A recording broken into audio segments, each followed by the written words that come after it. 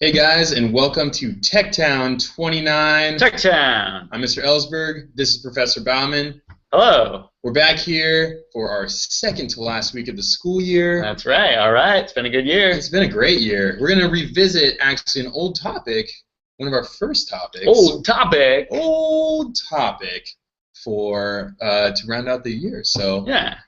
What are we talking about today? Well, yeah, it's an old topic, which is kind of like we talked about if this then that, Yep. which is a website that connects services together and things together. We also talked about RSS and RSS readers, which is about kind of going out and grabbing all the favorite stuff you have on all the different websites you want to visit and putting it in one place instead of having to go to all those sites. Yep. So we're going to kind of talk about that, but a few updates on both of those things. And also just an update on the concept of connecting things around the internet. Right. Because really that's what these things are doing. They're sort of connecting things. They're saying, oh, there's these other websites that have what I want. Go grab that and put it over here. Yeah. And there's a couple new ways to do that, which is kind of cool. Right. So this is one that we like so much and we got such good feedback on that we're going to re-show it. I think we used it, the Jigsaw program the first time around, and we want to get it up on YouTube so everyone can see it. So that's right. Let's talk connectivity. All right, cool. So one good example of it is this if this then that. And so if this then that is a website. If you go to ifttt.com. ifttt.com. So they make it a really nice and easy, friendly way to create these recipes. And what a recipe is a recipe is where you connect one thing to another. You say if this and the this, in quotes, can be whatever you want it to be. Cause. A cause. Yeah. I think they have words for these. They call them like a trigger. Okay. And then you have an action, then that, then do this other thing. Right. And so a good example is, let's say, you know, on Craigslist, you're always searching for cool new refrigerators. Right. My favorite thing to do. So I want the latest refrigerator model, but it's always getting snatched up right out of my hands. You know, that's true. You got to be on top of it. You got to be quick because those other guys are real quick. So instead of having to search on Craigslist every 10 minutes to make sure it's not there or make sure a new one hasn't come out, what you can do is you can set up an if trigger that says when a search on Craigslist gets a new result, then, and you get to fill in the blank.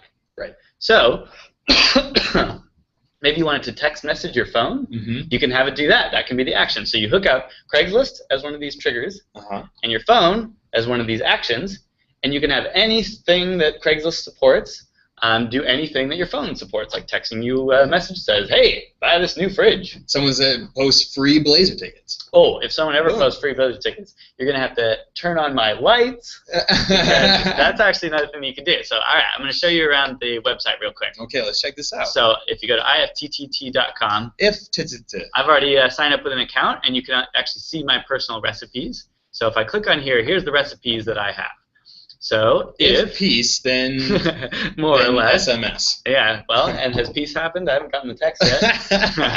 So what this is actually saying is if there's a Craigslist post for the certain kind of guitar that I'm looking for, then send me a text message at my phone number. I like that. So if someone posts my photo on Craigslist, if they tag me in a photo, then it's going to actually, in my Google spreadsheet, have a copy of the photo and the time that it was taken. You're talking about Facebook, not Craigslist. If someone posts a picture of you on Craigslist. Whoa, no, I haven't set that up yet. Free Baumans must go. I do want to be notified. So, and then there's a couple of little fun ones. So, like, you can do things with the weather. If the weather's going to be rainy, send me a text that says bring a rain jacket. I like that one. That's a good one. Yeah, so what's cool about this is that there's a certain amount that you already can do, but there's a certain amount that's growing every day. Okay. So at first it hooked up with Craigslist and it hooked up with your phone and emails and things, but now new things are coming on board. So for example, eBay. eBay came on board and said, okay, we're going to support this. And it does take a little effort. It doesn't work with everything. You can't just find any website you want and connect it with this. It only works with a certain amount of things. Okay. But they're getting more and more every day. So for example, when you search for things on eBay, maybe it'll keep track of them in one of your spreadsheets.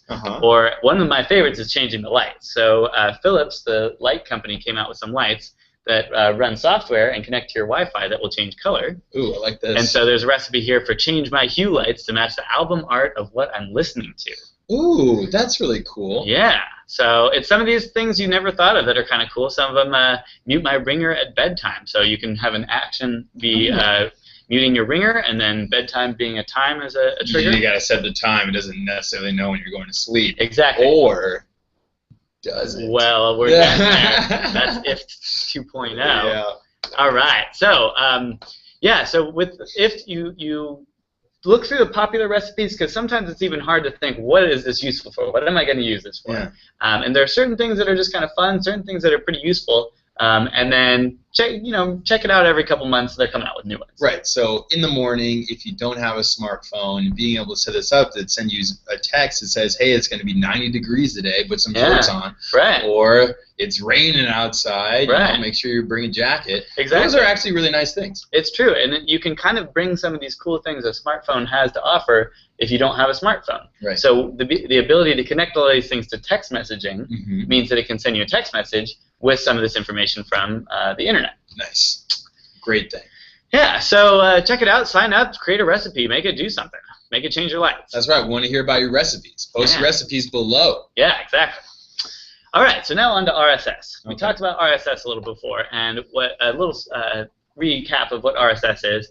It basically grabs a summary of any other site, website, or service or something, a summary of what's going on in a standardized way, so that you can see it in a way that you want to see it. Okay, so it kind of hooks it. Kind of hooks it, like a little hook, and actually think of it as like 10 little hooks. Why not? Let's have 10 all going to 10 different things 10 little hooks. and grabbing them whenever I want in the way that I want to do it. Okay. So maybe you go to ESPN.com. But you want to hook it, right? Yeah. Right, It's got ads everywhere. It's like, you really only care about certain teams and certain sports, but it's got all sorts of stuff. You don't really want all of that. And let's say you maybe go to 5 other different sports websites. Okay. And it's kind of the same thing. You really just want the headlines about your favorite teams, or maybe you just want a couple cool pictures. Right. You can imagine that happening on a lot of different kinds of sites, not just sports. Yeah. There's news. There's events, things going on. There's school and library websites. There's research websites, and all that. You might want to just kind of see the first headlines or the first couple things. Well, RSS is a way to do that. RSS. And so what you do is only the sites that support this. Again, the site has to understand what RSS means. Right.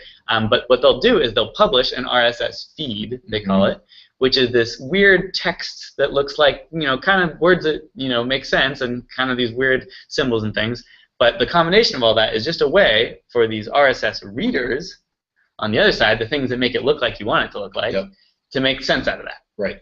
So let me give you a good example. It's a way to put all the stuff that you want to see in one place. Yeah, exactly. One place, right? So you don't got to go to 15 websites to get everything you want to see. You go Right. to one website, and it's got all of those 15 RSS feeds that you have, that you want, and they put it all in one place for you. Exactly, right. That's so great. it saves a lot of time. So this is actually Feedly.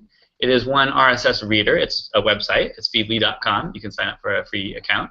And so, for example, I have my sports section. And if you click on sports, this looks like kind of like a magazine or a nice little website, right? It says Sports Town, and it's about the Blazers. You might think, hey, this is just a nice website somebody made. Well, it's not just a nice website somebody made. It's that I kind of made this using RSS feeds. So this first article is actually coming from a different website, the Blazers Edge. Right.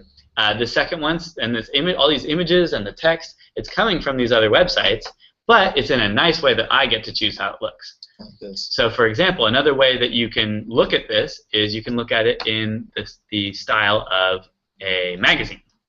Okay. Oh, well, it looks fairly similar. Let's try tile only.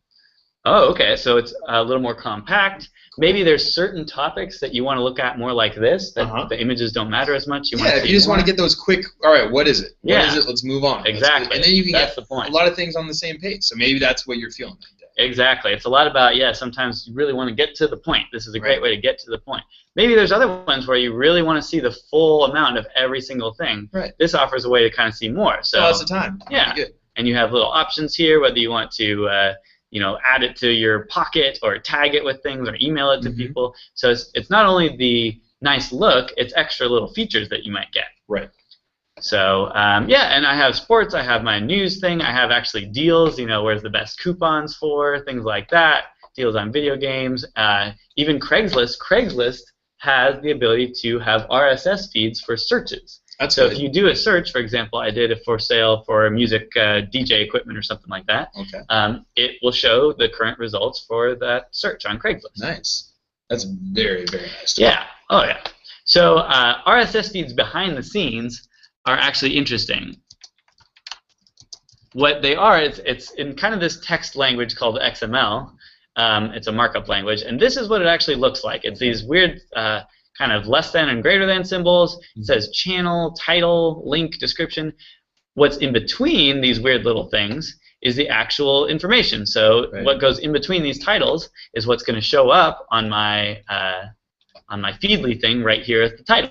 Nice. So behind the scenes, it's actually kind of cool. You can make your own with these weird characters. But all it's doing is the websites that support RSS are putting this out, this text out, and Feedly is grabbing just the right things from just the right parts to actually put it on the page in the nice looking way. It's a very cool thing. And Feedly's not the only one that does it. Feedly isn't the only one that does it. There's actually quite a few. I'd say Feedly is kind of one of the easiest websites that does that. But there's actually, for your smartphone or your tablet, there's different apps for them. Included a link for if you use an iPhone or an iPad, a good RSS reader. Okay. So, and by the way, RSS reader is the term for the application you use to go get those RSS feeds from other places. Right. Or aggregates them. Aggregates, yeah, exactly. Yeah, brings them all in one place, so you don't have to go to all those places every time. Right. Save some time. There's also the browser extension. We showed that before, where in Chrome or Firefox you can install an extension that will actually, right in your web browser, have your RSS feeds that you're into, and will be able to do that sort of thing. An easy way to grab them. Yeah, so I do have one update to the RSS story, and it's a little bit of a sad update in that RSS is kind of going by the wayside. Ooh. So RSS used to be a very prominent technology throughout the internet. These RSS readers were happening a lot. A lot of times there would be RSS going on behind the scenes you didn't even realize because, for example, like podcasts, they're very similar to RSS feeds. So they were very important for a while. But back in 2009. I know, back in the good old days. But these days, it's actually being used less and less. So there are other kind of technologies that are replacing it. Some of the readers, in fact, Google had a reader called Google Reader. Yeah. They discontinued it. It's gone. It's gone. So I don't read anymore. Yeah, not from Google. So I would say use RSS for what I've shown you because it is cool, but don't necessarily rely on it as the just as everything. You gotta stay flexible. When it comes to technology, things are changing around us all the time. It's true. So what's going on now? Well, now what you can do is you can have more kind of mobile versions of sites that take less of your time and energy, so it's still worth going to those sites. So the RSS reader was really good because it could pull from 20 different sites, because going to those 20 different sites was kind of a nightmare. There was just so many things.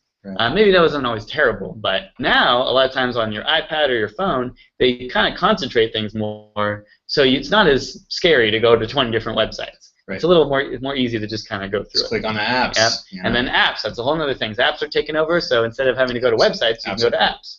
You like apps. So don't put all your eggs in the RSS basket. Or any basket. Maybe apps, they're in today. Maybe not tomorrow. Right, it's true.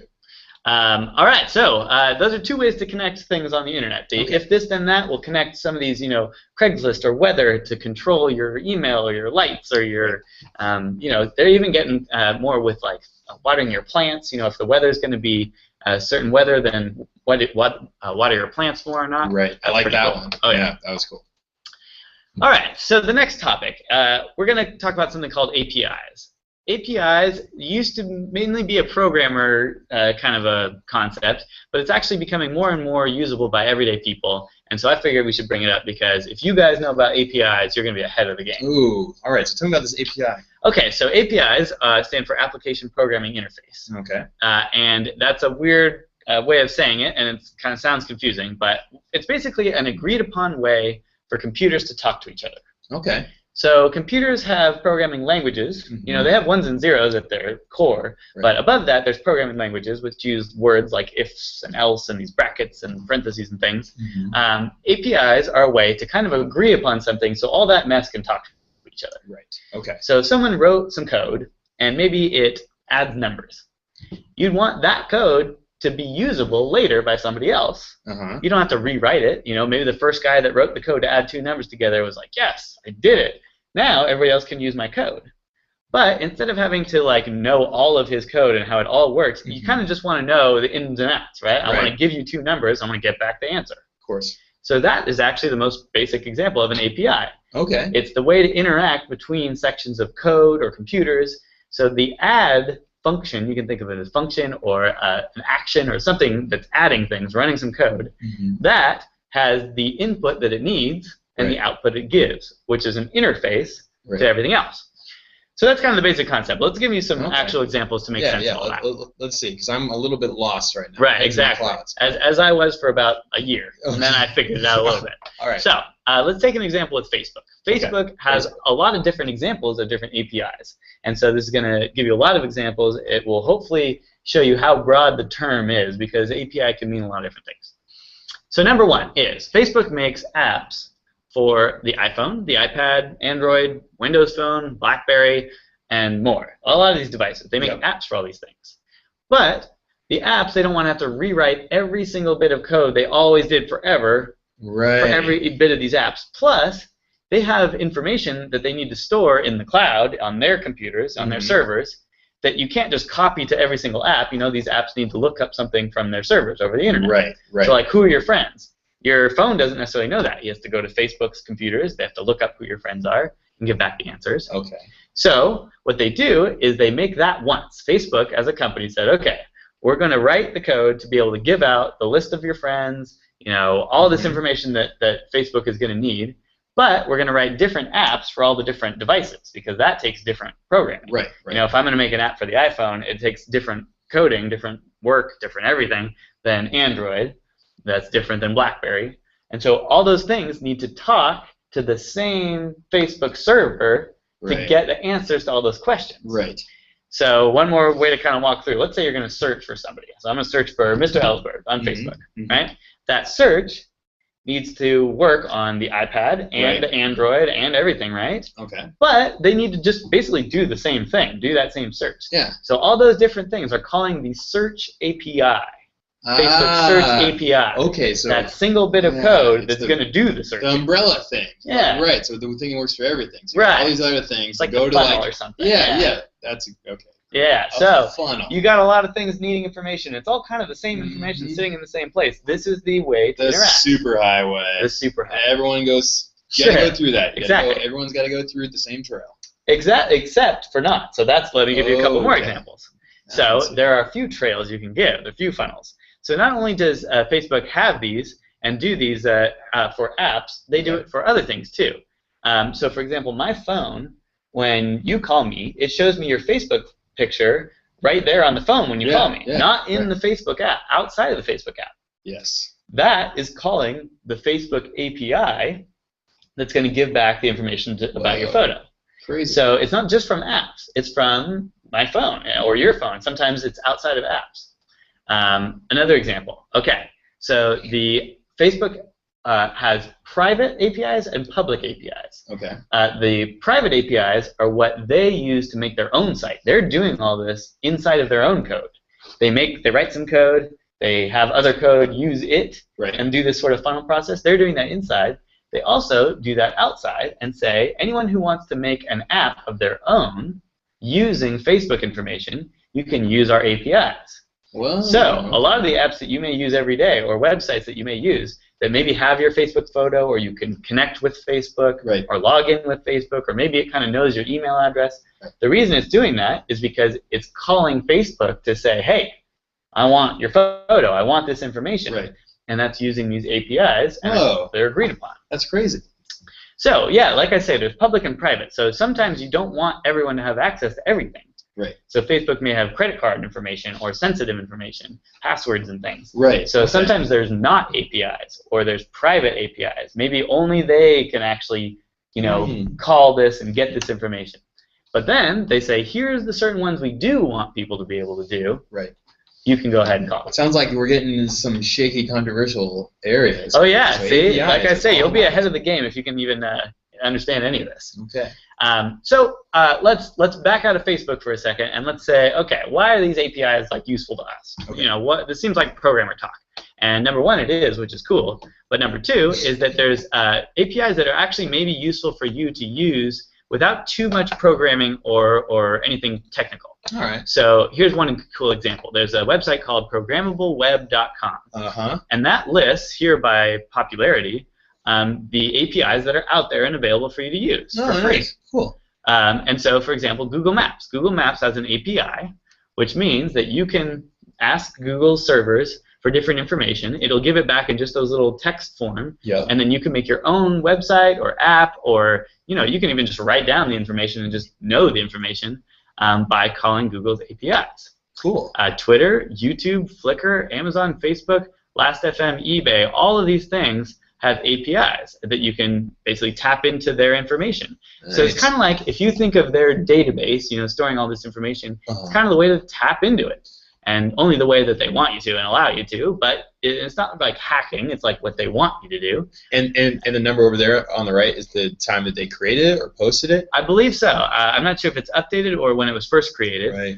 Hopefully it was when it was first created, because these things were a long time ago. Yeah. But yeah, and more and more of these are popping up every day. This has apparently over 11,000 APIs. Wow. It can be weather, it can be sports.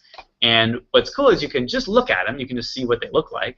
But also, if you ever start getting interested in writing code or making websites or making apps, this is a good place to go to actually get useful information and make a useful app. Yeah. A lot of times you realize, oh, I want to make this cool app, but I don't have any information about my city or the zip codes or the directions of buses or whatever.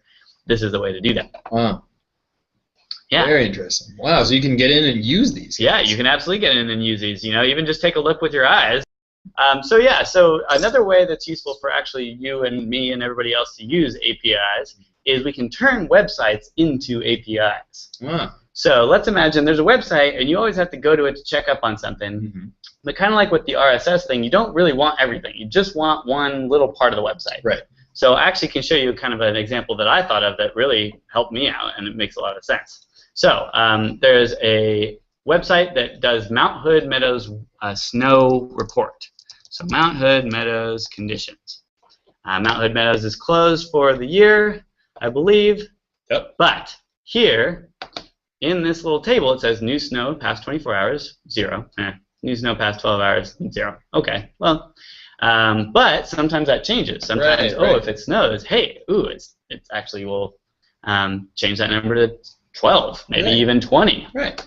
So what I wanted is I wanted to get alerted. I want to be notified when this changed. Instead of me having to check this every day or every 6 hours, I wanted to just beep on my phone or maybe text message me or email me or something. So one way to do that sounds like if, It sounds like, okay, if this changes, then alert me, send me a text. Right. The problem is if this then that doesn't quite understand a web page that well yet. So you can't quite plug this web page into it, if this then that. What you can do is you can make this into an API and then have better luck that way. Cool. So as an API, what you would do is there's actually this website called Kimono Labs, kimonolabs.com, and this lets you make any website into an API.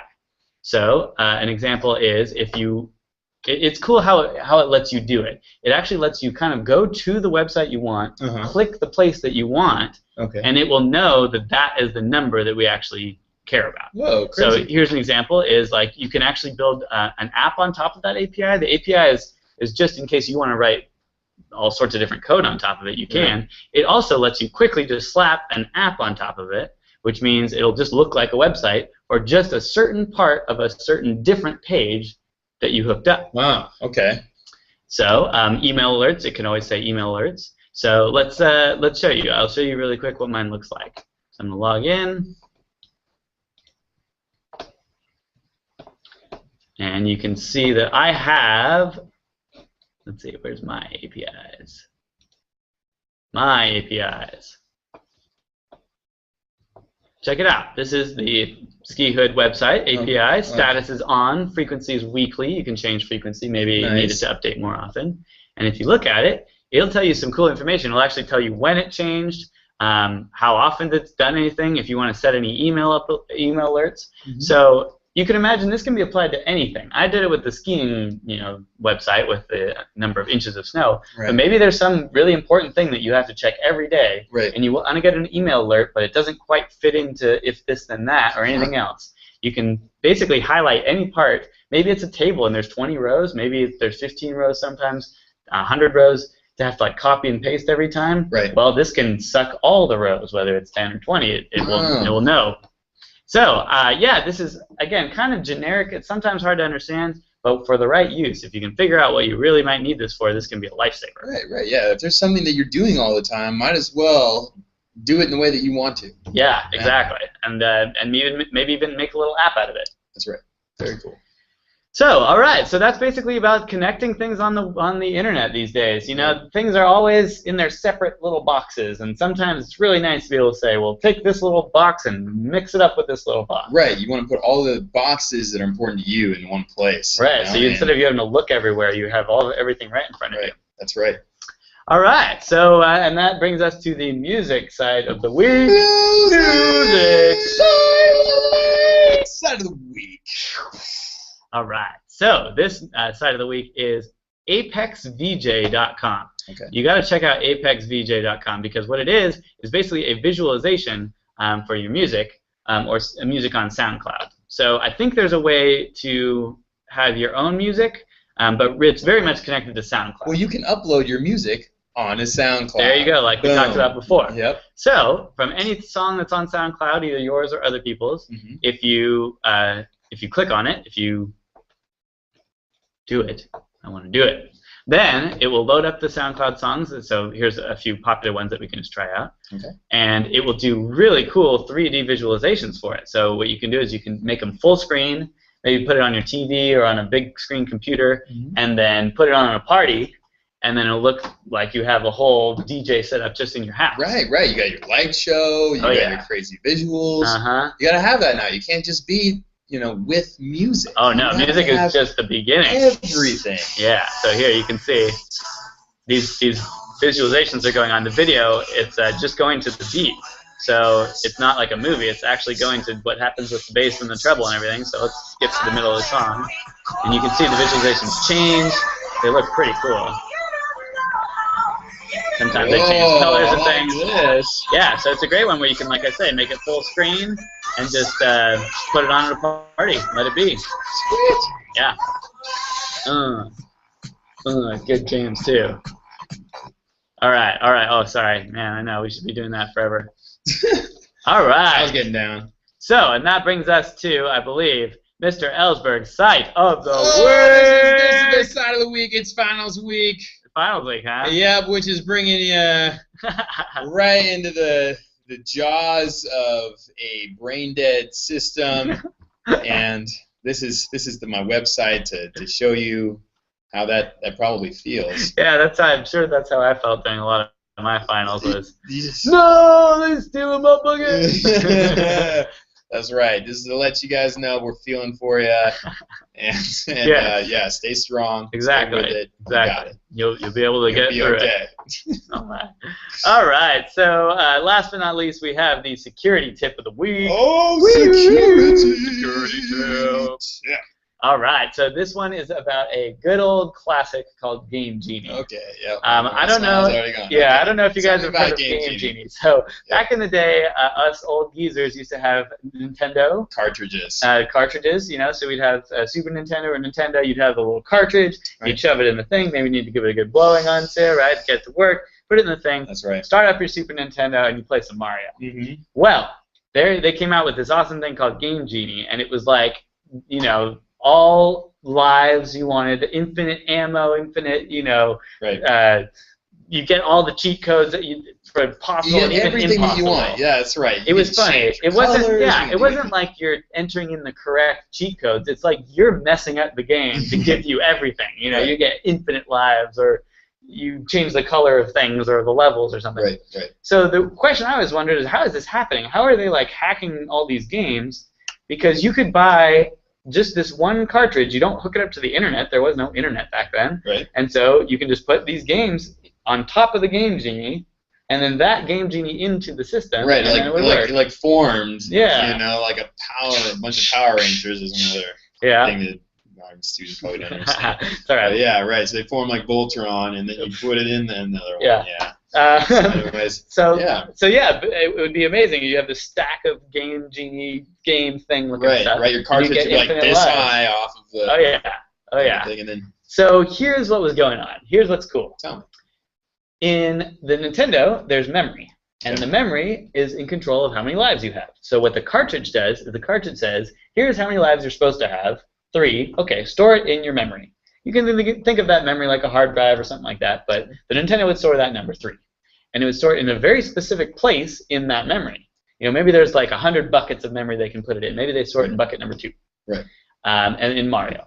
Okay, then there's maybe how many lives Luigi has, or whatever, and they store that in bucket number 3. Well, Game Genie figured out the bucket system. And Game Genie knows that in bucket number 2 is where the lives things go. So while it's in the middle intercepting things, instead of it setting the number of lives bucket to be 3, it can set it to 999 or something. Whoa! So there's all these buckets that the game tells the Nintendo what the answer should be. Game Genie is the one that's rewriting that because they knew for every game exactly where all the buckets were. Wow. So sometimes they had to do some guessing and checking about those buckets because the Nintendo didn't make it easy for them. Right. They had to go on their own and kind of figure out these buckets. Wow, it's crazy. But once they did, they're rewriting the internal memory to say this is the color of the shirt or this is how many lives you have. Hacked it. They hacked it. They hacked but, you know, not so bad, not illegal really, more just kind of fun. Yeah. So I'm down with that. Oh, I got down with Game Genie. Oh, yeah. Good. I got down with Game Genie.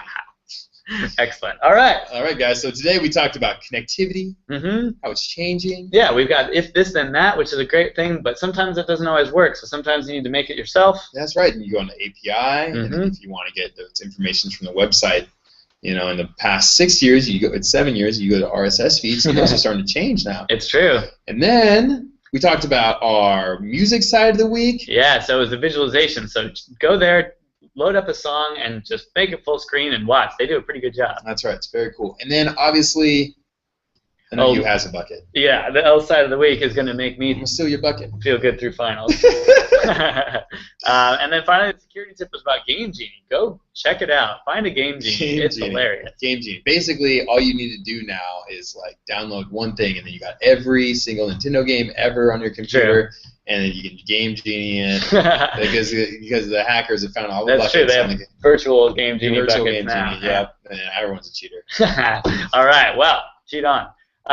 Yeah. Well, thanks for joining us, and we'll be back again next week for another Tech Town. That's right. Our last episode of the school year. That's right. All right. Stay tuned. Okay, guys. Take care. See ya.